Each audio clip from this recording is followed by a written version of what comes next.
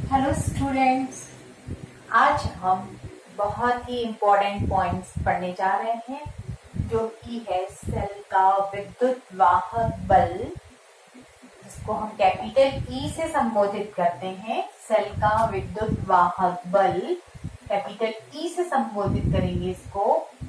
Terminal voltage या विभवांतर capital V और सेल का आंतरिक प्रतिरोध जिसको हम कहेंगे स्मॉल आर। इसको समझाइए या परिभाषित करिए, जिस टाइप से भी पूछा जाए तो हमको एक्सप्लेन करने आने चाहिए। तो आइए हम देखते हैं। सबसे पहले देख रहे हैं सेल का विद्युत वाहक बल। विद्युत वाहक बल इलेक्ट्रोमोटिव फोर्स। ओके, तो हम सेल के बारे में जानते हैं। सेल एक ऐसी युक्ति है जो किसी विद्युत परिपथ में धारा के प्रवाह को लगातार बनाए रखती है। ओके, सेल के बारे में, सेल एक ऐसी युक्ति है जो कि किसी विद्युत परिपथ में, मतलब हम परिपथ में कोई भी युक्ति जुड़ी हो उसमें धारा के प्रवाह को लगातार बनाए रखती है। तो इसको जानने के पहले एक छोटी सी कॉन्सेप्ट आपको समझनी पड़ेगी कि धारा को प्रवाहित करने के लिए या आवेश को चलाने के लिए सेल कार्य करता है या सेल ऊर्जा मुक्त करता है या ऊर्जा देता है, इससे क्या तात्पर्य है। तो ये सब तो हम जानते हैं, छोटी क्लासों से पढ़ते आ रहे हैं कि सेल जो होता है उसमें एक बर्तन के अंदर विद्युत अपघट्य पदार्थ भरा हुआ रहता है और उसमें दो प्लेट्स लगी होती हैं। इस विद्युत अपघट्य पदार्थ में जब रासायनिक क्रियाएं होती हैं तत्पश्चात एक प्लेट बन जाती है कैथोड यानी ऋणोड और एक प्लेट बन जाती है धनोड यानी कि एनोड। कहने का मतलब ये है कि सेल के अंदर जो रसायन है, विद्युत अपघट्य है, उसमें होने वाली रासायनिक क्रियाओं के पश्चात इन दोनों प्लेटों या इलेक्ट्रोड पर विभवांतर स्थापित हो जाता है। जब दो बिंदुओं के बीच विभवांतर स्थापित होता है तो हम जानते हैं कि अब हम इसमें कोई डिवाइस जोड़ देंगे तो क्या होगा, आवेश का प्रवाह होने लगेगा, धारा का प्रवाह होने लगेगा। ओके, यहाँ पर अब जो सेल जो है वो आवेश को चलाने के लिए तैयार है, इलेक्ट्रॉन को चलाने के लिए तैयार हो गया है। मतलब कहने का मतलब ये है कि सेल की प्लेटों के बीच विभवांतर स्थापित कर देना ही, मतलब सेल के अंदर ऐसी क्रियाएं होती है जो प्लेटों के बीच विभवांतर स्थापित कर दे आवेश को चलाने के लिए। यही सेल द्वारा किया गया कार्य कहलाता है। ओके, तो हम आते हैं सबसे पहले सेल के विद्युत वाहक बल ई पर आते हैं। तो जब सेल बनकर पूरा प्रिपेयर्ड हो, मतलब कि उसकी प्लेटों के बीच विभवांतर स्थापित हो चुका हो और वो किसी परिपथ से नहीं जुड़ा हुआ हो, उससे कोई डिवाइस नहीं जुड़ी हुई है, सिर्फ इसकी प्लेटों के बीच विभवांतर स्थापित हो गया हो, इस समय में ये प्लेटों के बीच जो विभवांतर है उसको हम सेल का विद्युत वाहक बल कहते हैं। ये प्लेटों के बीच जो विभवांतर है, यही विभवांतर जो है, मान लीजिए V1 और ये है V2, ये विभवांतर ही सेल का विद्युत वाहक बल E कहलाता है। बहुत अच्छे से याद रखिए। यानी यहाँ पर सेल के अंदर रासायनिक क्रियाएं हुई, प्लेटों के बीच विभवांतर स्थापित हो गया है। अब सेल जो है पूर्ण परिपथ में धारा प्रवाह करने के लिए तैयार है, अर्थात सेल फिलहाल खुले परिपथ में है। इसको हम ओपन सर्किट बोलेंगे, खुला परिपथ बोलेंगे। क्यों? क्योंकि इस समय यहाँ सेल से कोई उपकरण नहीं जुड़ा है, यानी इस सेल से अभी हम कोई धारा न तो ले रहे हैं न ही सेल के अंदर धारा दे रहे हैं। तो इस समय में सेल खुले परिपथ में है। तो आप अच्छे से समझ चुके होंगे कि सेल खुले परिपथ में, इसका क्या तात्पर्य है कि सेल से न तो हम धारा लेते हैं न ही की धारा देते हैं उस समय में सेल खुले परिपथ में कहलाता है। तो जब सेल खुले परिपथ में है तब इसकी प्लेटों के बीच विभवांतर को ही सेल का विद्युत वाहक बल E कहते हैं। It is very simple definition. जब सेल खुले परिपथ में होता है तब उसकी प्लेटों के बीच विभवांतर ही सेल का विद्युत वाहक बल E कहलाता है। ओके, अब मैथमेटिकल परिभाषा पे आते हैं। हम इसको कहते हैं मतलब पूर्ण परिपथ में वो धारा प्रवाह करनी। खुले परिपथ से तात्पर्य है कि पूर्ण परिपथ में मतलब बाहर भी अंदर भी अब वो धारा को या आवेश को चलाने के लिए सक्षम हो चुका है। खुले परिपथ का मतलब क्या है? पूरे परिपथ में वो आवेश को या धारा को बहाने के लिए, आवेश को चलाने के लिए प्रिपेयर हो चुका है। तो देखिए मैथमेटिकल परिभाषा में हम क्या यूज करेंगे। माना कि सेल Q आवेश को पूर्ण बंद परिपथ में, यानी बाहर भी और अंदर भी, फिर से सुनिए, Q आवेश को पूर्ण बंद परिपथ में प्रवाहित करने के लिए सेल द्वारा किया गया कार्य कितना है? W। ओके, कितना? देखिए फिर से, Q आवेश को पूर्ण बंद परिपथ में सेल द्वारा प्रवाहित करने के लिए किया गया कार्य W है। तो इकाई आवेश को पूर्ण बंद परिपथ में प्रवाहित करने के लिए किया गया कार्य कितना हो जाएगा? W/Q। यही सेल का विद्युत वाहक बल कहलाता है शॉर्ट में। ये देख लीजिए, मैंने पूरा लिख दिया। यहाँ पर पूर्ण बंद परिपथ लगाना बहुत जरूरी है गणितीय परिभाषा में। यदि Q आवेश को पूर्ण बंद परिपथ में प्रवाहित करने के लिए सेल द्वारा किया गया कार्य या सेल द्वारा दी गई ऊर्जा भी कह सकते हैं W है, तब इकाई आवेश को पूर्ण बंद परिपथ में प्रवाहित करने के लिए किया गया कार्य कितना हो जाएगा? W/Q। ओके, Q के लिए W कार्य, तो इकाई के लिए W/Q, यही सेल का विद्युत वाहक बल E कहलाता है। अब यहाँ पे आप ऐसा ही मात्रक भी आप इसका बना सकते हैं।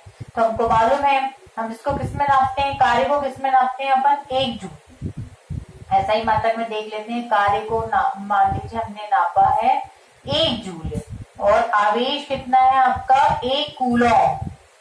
1 जूल पर 1 कूलम इज कॉल्ड 1 वोल्ट। इसको हम क्या कह देते हैं? 1 वोल्ट। तो ये हो गया SI मात्रक हो गया। ठीक है, विभव का भी यही पढ़ा था अपन ने, W/Q, जूल पर कूलम। इसके पर यदि कहा जाता है 1 वोल्ट को डिफाइन करिए, 1 वोल्ट विद्युत वाहक बल, यदि 1 कूलम आवेश को पूर्ण बंद परिपथ में प्रवाहित करने के लिए सेल द्वारा किया गया कार्य 1 जूल हो तो सेल का विद्युत वाहक बल 1 वोल्ट होता है। ओके, तो अच्छे से आप समझ चुके होंगे। अब विद्युत वाहक बल के बारे में कुछ इंपॉर्टेंट फैक्ट नोट जान लीजिए, क्योंकि जब हम विद्युत वाहक बल और विभवांतर के बीच अंतर करेंगे तो काम में आएगा। देखिए, विद्युत वाहक बल, तो प्रत्येक सेल का विद्युत वाहक बल एक कांस्टेंट होता है, नियत होता है। ये नियत होता है क्योंकि अलग अलग सेल का ये बनकर अलग अलग तैयार होता है, किसी का 1.5, किसी का 2 वोल्ट। तो ये प्रत्येक सेल का एक लाक्षणिक गुण है, क्योंकि प्रत्येक सेल का अपना खुद का विद्युत वाहक बल एक अलग होता है, नियत होता है। प्रत्येक सेल का मतलब कह सकते हैं भिन्न भिन्न सेलों के लिए इसका मान भिन्न भिन्न होता है। ओके, तो ये प्रत्येक सेल का अपना एक लाक्षणिक गुण है, नंबर 1।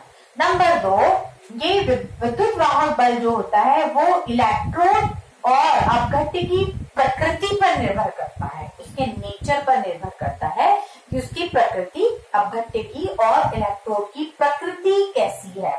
वो इस बात पर निर्भर नहीं करता कि इलेक्ट्रोड का आकार कैसा है, समतल है या बेलनाकार है, व्हाटएवर।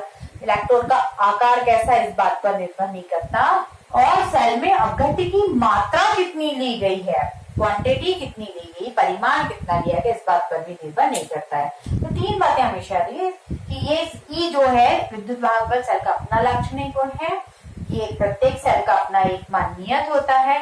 नंबर 2, ई जो है वो इलेक्ट्रोड और अपघट्य जो है उसकी प्रकृति पर निर्भर करता है, और ये इस बात पर लिख दिया है मैंने, इस बात पर निर्भर नहीं किया जाता है कि अपघट्य की मात्रा कितनी है, इलेक्ट्रोडों का आकार कैसा है, इलेक्ट्रोडों का आकार बेलनाकार हो सकता है, समतल है, गोलाकार है, बॉक्स समान है, व्हाटएवर, इस बात पर निर्भर नहीं करता है। तो प्लीज आप इसका पॉज करके स्क्रीनशॉट ले लीजिए। आगे हम टर्मिनल वोल्टेज देखते हैं। आइए अब हम सेल का टर्मिनल वोल्टेज या विभवांतर के बारे में पढ़ेंगे। टर्मिनल वोल्टेज या विभवांतर को पढ़ने के पहले हम सेल का बंद परिपथ में होना क्या होता है इसको समझते हैं कि सेल बंद परिपथ में कैसे होता है। तो देखिए, सेल जो है बंद परिपथ में दो प्रकार से होता है। सेल बंद परिपथ में दो प्रकार से होता है। सेल से जब हम कोई युक्ति मतलब कोई डिवाइस को जोड़कर धारा लेते हैं, मीन्स सेल को हम डिस्चार्जिंग ऑफ सेल यानी निरावेशन करते हैं, या सेल को हम धारा देते हैं मतलब चार्जिंग ऑफ सेल, आवेशन प्रक्रिया। ओके, दो प्रकार से बंद परिपथ कहलाता है। सेल दो प्रकार से बंद परिपथ में हो सकता है। देखिए, नंबर 1 बंद परिपथ, सेल बंद परिपथ में कब हो सकता है? जब हमने कोई उपकरण लिया या प्रतिरोध लिया या कोई युक्ति ली जिसका कोई डिवाइस ली जिसका प्रतिरोध R है, या हीटर ले लिया जिसका प्रतिरोध R है, इसको हमने सेल से कनेक्ट कर दिया तो क्या होगा? सेल से जोड़ने पर इसमें धारा बहने लगेगी, पॉजिटिव टू नेगेटिव धारा बहने लगेगी और अंदर इधर इस टाइप से बहेगी। बाहर पॉजिटिव टू नेगेटिव और अंदर नेगेटिव टू पॉजिटिव, इस प्रकार से धारा बहेगी। तो ये अब सेल कौन से परिपथ में आ गया? बंद परिपथ में आ गया। तो इस समय सेल की प्लेटों के बीच जो विभवांतर होगा, ये सेल की प्लेटों के बीच जो विभवांतर होगा, इन दोनों के बीच जो विभवांतर होगा उसको हम या तो विभवांतर ही कह देंगे या टर्मिनल वोल्टेज कह देंगे। ओके, तो यहाँ पर सेल से हम क्या कर रहे हैं? धारा ले रहे हैं। तो ये प्रोसेस क्या कहलाती है? निरावेशन प्रक्रिया, डिस्चार्जिंग ऑफ सेल। निरावेशन यानी कि सेल का डिस्चार्जिंग ऑफ सेल।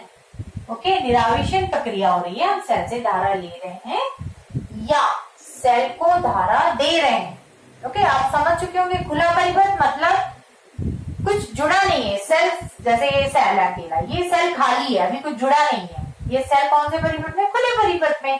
इस समय सेल की प्लेटों के बीच विभवांतर को हम क्या कह देते हैं? सेल का विद्युत वाहक बल कह देते हैं। ओके, लेकिन अब यहाँ पर सेल को बंद परिपथ में रखना है। तो एक बार हमने सेल से धारा ली है और अब हम सेल को धारा दे रहे हैं। तो ये हो गया आपका चार्जर। चार्जर जो है उसमें अपन सेल को कैसे जोड़ते हैं? पॉजिटिव टू पॉजिटिव, और चार्जर के नेगेटिव को सेल की नेगेटिव प्लेट से कनेक्ट कर दिया हमने। ये पॉजिटिव और ये नेगेटिव, और इस प्रकार से यहाँ पे इसमें करंट आएगी और ये इस टाइप से चार्ज होगा। इस समय भी सेल कौन से परिपथ में है? बंद परिपथ में है। तो इस समय भी सेल की प्लेटों के बीच जो विभवांतर मिलेगा उसको हम टर्मिनल वोल्टेज V या विभवांतर V कहेंगे। टर्मिनल वोल्टेज या विभवांतर ही कह देते हैं, जिसको हम V संकेत देते हैं, विभवांतर V। तो अच्छे से समझ में आ चुका होगा कि जब सेल बंद परिपथ में हो, या तो सेल से हम धारा ले रहे हैं या सेल को धारा दे रहे हैं, उस समय सेल की प्लेटों के बीच विभवांतर को हम टर्मिनल वोल्टेज कहते हैं। ओके, जब सेल कौन से परिपथ में हो? बंद परिपथ में होता है, तब उसकी प्लेटों के बीच विभवांतर को सेल का टर्मिनल वोल्टेज या विभवांतर ही कह देते हैं। अब आइए हम गणितीय भाषा समझते हैं। अब यहाँ पे क्या बोलना है आपको? बंद परिपथ। यदि Q आवेश को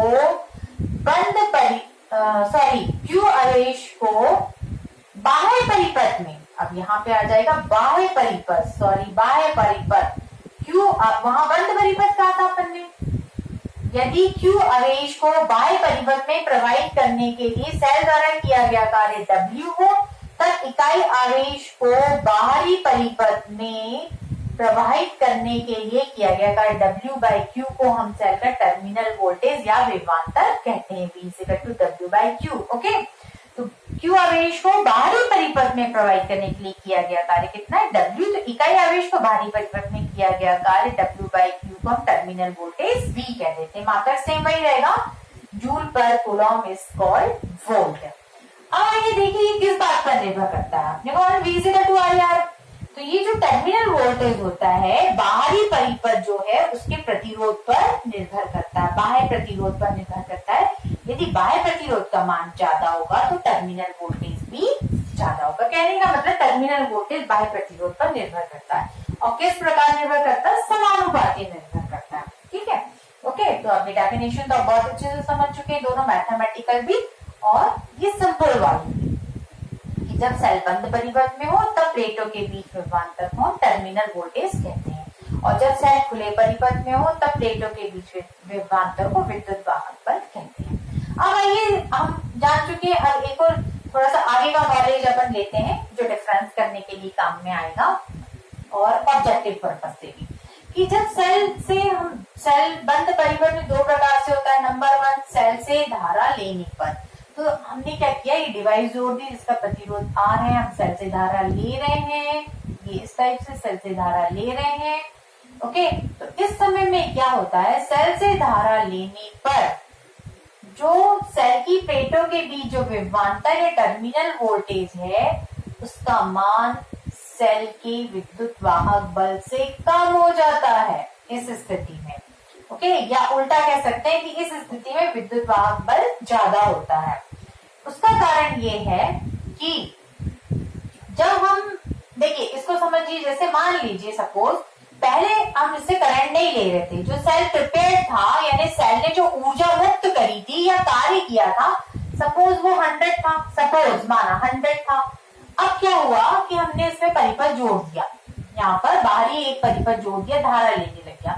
तो जब आवेश बह रहा है तो आवेश तो किधर से किधर बहता है, यानी इलेक्ट्रॉन किधर से, इलेक्ट्रॉन इधर से इधर रहेगा, रेनोड से एनोड की ओर, मतलब कैथोड से इधर की ओर इलेक्ट्रॉन बहेगा, और धारा इलेक्ट्रॉन चलने के ठीक विपरीत बहती है। तो इलेक्ट्रॉन जब कैथोड से एनोड आया, फिर एनोड से किधर चलने लग गया, ये कैथोड की ओर चलने लग गया, तो बीच में जो अपघट्य है ये रुकावट डालेगा। मान लीजिए अपघट्य जो है इसका आंतरिक प्रतिरोध है, यानी अपोज करने की जो क्षमता है, विरोध करने की जो क्षमता है वो स्मॉल r है। तो इसने कितना अपोज किया, टोटल मिला के अपघट्य द्वारा किया गया अपोज, जिसके कारण क्या होगा, इसको जाने में जो रुकावट होगी तो इसकी ऊर्जा जो है ऊष्मीय ऊर्जा के रूप में खर्च हो जाएगी, हीटिंग गर्मी के कारण, हीट होने के कारण खर्च हो जाएगी। तो इसकी जो व्यय ऊर्जा है मान लीजिए वो IR, व्यय ऊर्जा कितनी हो जाएगी, अपघट्य के आंतरिक प्रतिरोध के कारण ऊर्जा जो खर्च व्यय हो रही है वो IR सपोज है वो 20। ओके, तो अब यहाँ पर सेल के पास कितनी बची, अब 100 दी थी इसने, और इसने 20 इसमें से खर्च कर दी। जब ये अपघट्य में से आवेश जा रहा है तो 20 जो है यहाँ पर सेल ने अपनी अंदर जो है उसमें खर्च हो गई उसकी, तो अब कितनी बची, 100 माइनस 80, सॉरी 100 माइनस 20 है, यानी E माइनस IR, और यही क्या कहलाता है, V। तो आप क्या देख रहे हैं, E यानी 100 में से 20 गया तो कितना बचा, 80। तो आप देख रहे हैं जब हम करंट लेते हैं तो टर्मिनल वोल्टेज जो होता है वो E से कैसा हो जाता है, कम। तो यहाँ पे क्या नोट मिला आपको कि सेल से धारा लेने पर, सेल से धारा लेने पर विद्युत विभवांतर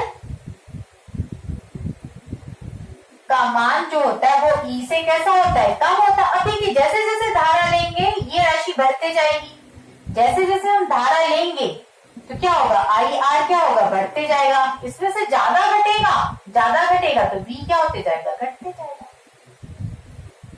ओके, यहाँ पे देखिए ये समझ में आ रहा है अपने को। अब यहाँ पर देखिए, अब सेकंड पार्ट पे आते हैं। समझ चुके हैं कि धारा लेने पर सेल की प्लेटों के बीच विभवांतर कम होता है। नंबर 2 आइए, अब हम सेल को धारा दे रहे हैं, ऊपर चार्जर से चार्जिंग, इसको क्या कहते हैं, चार्जिंग ऑफ सेल, ये चार्जिंग है। अब बिल्कुल जस्ट उल्टा हो जाएगा, पहले कितना था सेल का विद्युत वाहक बल, जो जब ये परिपथ चार्जर नहीं जुड़ा था तो 100 था। अब जब इसको चार्ज कर रहे हैं तो यहाँ पर जो है और स्टोर हो जाएगा 20, तो कितना हो जाएगा, V का मान कितना हो जाएगा, E प्लस IR। इस समय में 120, V जो हो गया वो कितना हो गया, ये आपका 120 हो गया। 100 प्लस 20। तो इस समय में क्या हो रहा है, V जो है टर्मिनल वोल्टेज E से कैसा है, ज्यादा है। तो नंबर 2, जब हम किसी सेल को चार्ज करते हैं यानी कि धारा देते हैं, उस समय में सेल की प्लेटों के बीच विभवांतर जो होता है वो विद्युत वाहक बल से कैसा होता है, ज्यादा होता है। That is the main point. Okay, और जब देखिए एक तीसरा नोट, ये नंबर 1 नोट हो गया आपके पास में, नोट नंबर 1, ठीक है। ओके, ये नोट नंबर 1, नोट नंबर 2, इस समय ये नोट नंबर 2 हो गया आपका, कि जब हम सेल से धारा ले रहे हैं उस समय सेल की प्लेटों के बीच विभवांतर गिरता है, टर्मिनल वोल्टेज कम होता है। जब हम सेल को धारा देते हैं उस समय विभवांतर क्या हो जाता है, विद्युत वाहक बल से ज्यादा हो जाता है। नोट नंबर 3 देखिए, बहुत आसान है। नोट नंबर 3, जब हम न तो धारा ले रहे हैं न ही दे रहे हैं, यहाँ पे इसमें रख दीजिए, ये इसमें वैल्यू रख दीजिए, I इज इक्वल टू 0। तो देखिए V is equal to E। जब न तो हम सेल से धारा ले रहे हैं न ही दे रहे हैं, उस समय सेल की प्लेटों के बीच जो विभवांतर है वो सेल के विद्युत वाहक बल के बराबर होता है। ओके, तो आई होप आपको ये अच्छे से टर्मिनल वोल्टेज समझ में आया होगा।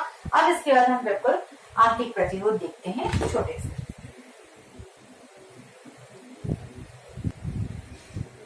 हेलो स्टूडेंट्स, अब हम आंतरिक प्रतिरोध जो है इसके सेकंड पार्ट में पढ़ेंगे, आंतरिक प्रतिरोध और उसको प्रभावित करने वाले कारण, और साथ ही नेक्स्ट पार्ट आगे आने वाले वीडियो में हम इसका डिफरेंस भी शॉर्ट में डिस्कस करेंगे। Thank you for watching.